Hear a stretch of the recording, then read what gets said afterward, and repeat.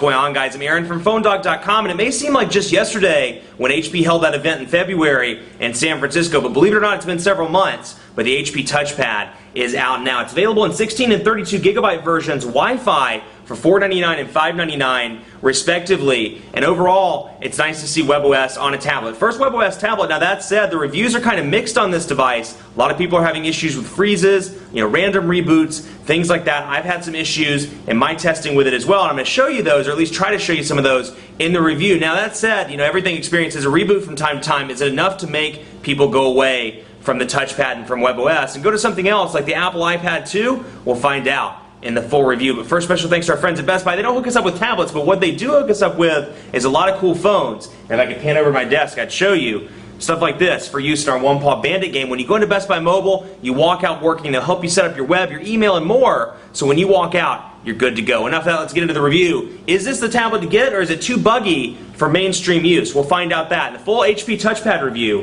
which starts right now. If I had to come up with one word to describe the HP TouchPad, I would say shattered. And the reason why I say shattered is because it hurts my heart that this tablet is so frustrating to use. WebOS, as I've said before in a bunch of these videos, is one of the best mobile operating systems out there. It's just not optimized for a tablet. This tablet is riddled with errors and issues and reboots and restarts. And unfortunately, in its current form, I can't recommend this tablet. I mean, I love WebOS, and it's troubling to say that because you look at HP and Palm beforehand, you look at WebOS before that. Great operating system. It's just been plagued with terrible hardware since the beginning. It's a mobile, a very versatile operating system that does well, and it's fast when it works. And all in all, the specs on this tablet are quite good. It has a 1.2 gigahertz dual-core Snapdragon processor, 9.7-inch display. It does not have a rear-facing camera, which is getting a lot of criticism. You can see all those fingerprints too. It's a fingerprint magnet because of how glossy it is. It's that typical rounded kind of Palm/HP look and feel with you can see kind of, just plasticky kind of toy look, if you will. No rear-facing camera. Front-facing camera, though, 1.3 megapixels. The downside is it can only be used for chat purposes. It can't be used to take pictures. There's no native camera application out of the box in this. But you can get it in two builds. You can get it in 16 or 32 gigabytes Wi-Fi on both of those for $499, $599 respectively. And it's running WebOS 3.0. And let me think what else. I think I said 9.7-inch display. But all in all, it's just, it's riddled. I've, been working with it for about a week. I stopped counting at 24 reboots over the past week. So it'll just randomly freeze up. It'll stop working, and it stops, it can be pressing the power button. It can be loading up a setting. I see it a lot when I'm loading up like something in the settings, trying to change a setting or tweak something. I see it there. Unfortunately, given that, I can't recommend it over something that's much more fluid like Android 3.0, 3.1 now. And iOS 4 now, 5 coming on the iPad 2. But you can see, WebOS on a tablet, it's nice to see it, and the functionality is very similar in a lot of ways to that of the WebOS phone. So let's just jump right in. I want to show you some of the specs. I don't want to talk too much about the device itself, but you can see volume rocker over here. You can see micro USB charging port there on the bottom. You can see speakers on the bottom, or on the side rather, and power button there up top with a 3.5 millimeter headphone jack. So here it is, WebOS 3.0 in all its glory, and you'll notice some tablet differences. First of all, up here, you can see the time. It gives you the battery percentage, and I'm going to try to sway some of these lights, or push some of these lights away so it doesn't give so much of a glare on the display. But you can see the battery percentage, you can see the Wi-Fi is connected, VPN, Bluetooth. You can turn on airplane mode, you can turn on rotation lock, which I have it rotated and locked so we can work with it, and landscape mode, and then you can mute the sound as well. So you have all those different options, and then down here you have your typical dock that you remember from WebOS, in which you can remove stuff and change stuff around if you so desire. So I can bring web back down if I want to and put it right back where it belongs. But let's just start by browsing the web and show you what the web looks like. And again, WebOS, incredibly versatile, really pretty operating system. It really pioneered, in my opinion, multitasking in a lot of different ways. Android and iOS have taken, and even BlackBerry with the QNX platform, have taken cues from the WebOS playbook. But you can see here, we'll load up PhoneDog.com just so you can see the browser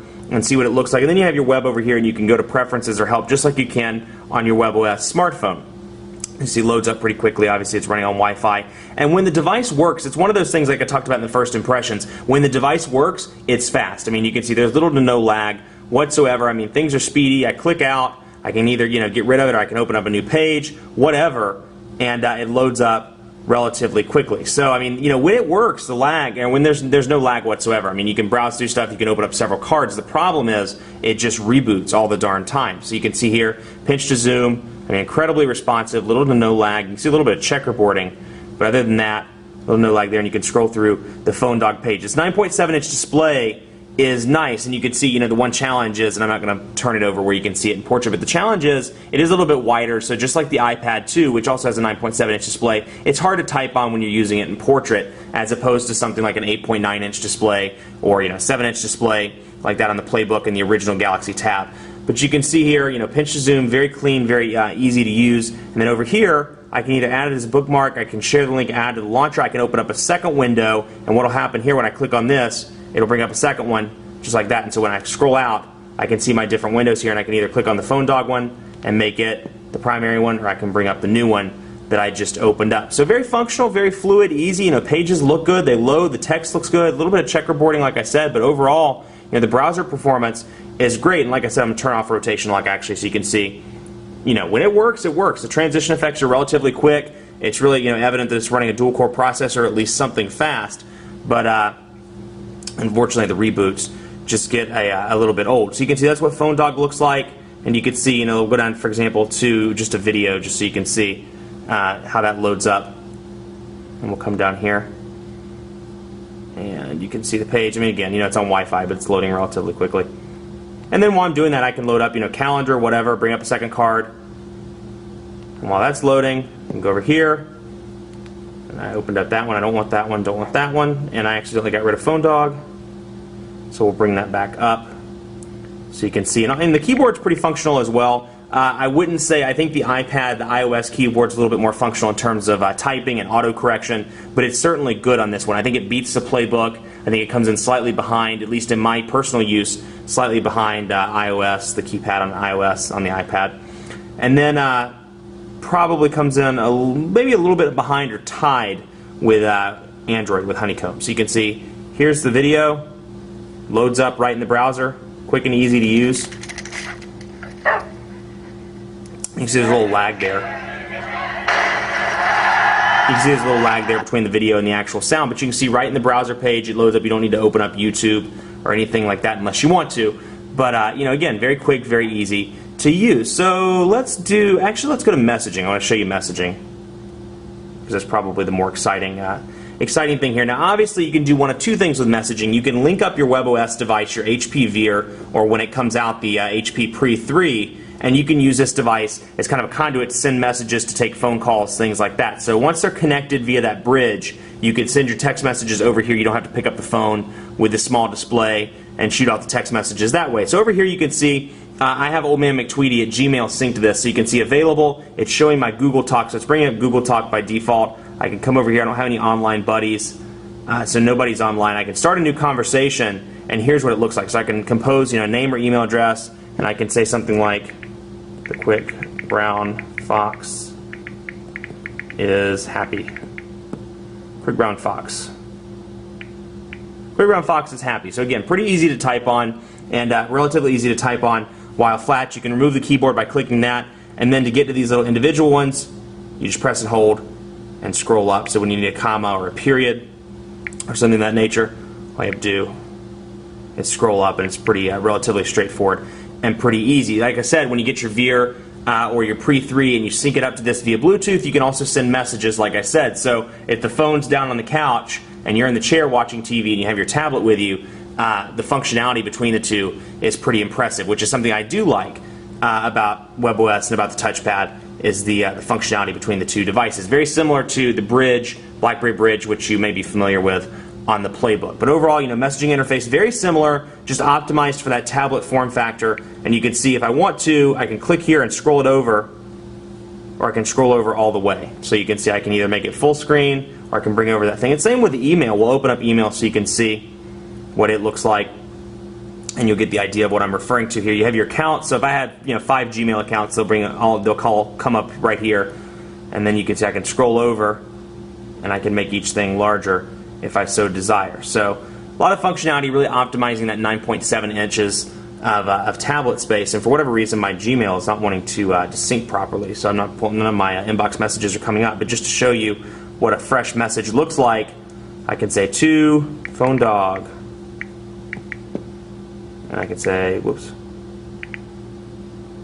we're going to say phone dog at pd. Which is not obviously the address, but put enter, and we'll come over here and say hi.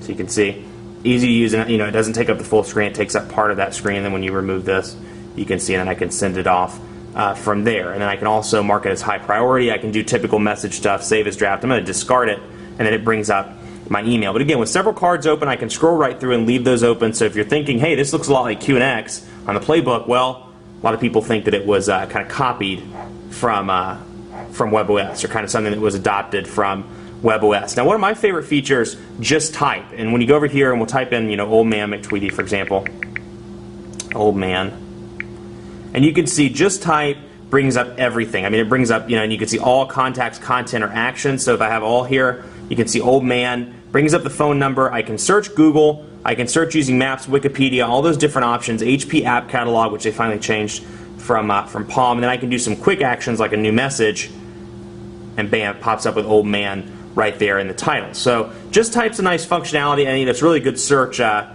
very good search protocol. We'll go back to do old man again so you can see what it looks like. But it's nice to bring up everything there, and it brings up the contacts. So if you have that email from somebody, you're like, they referenced an old man. I don't know, I can't remember where they referenced it. You can bring this up and hopefully get some insight as to where it is. And same thing with your contacts. If a contact has, you're looking for Mike, you type in Mike, and it's going to bring up all your contacts with Mike. So very functional, and you can change some of the stuff based on preferences. Bring that up so you can see, and you can either add or remove stuff as you see fit. So if you don't want the calendar to pop up or whatever to pop up, for example, you can change that if you so desire.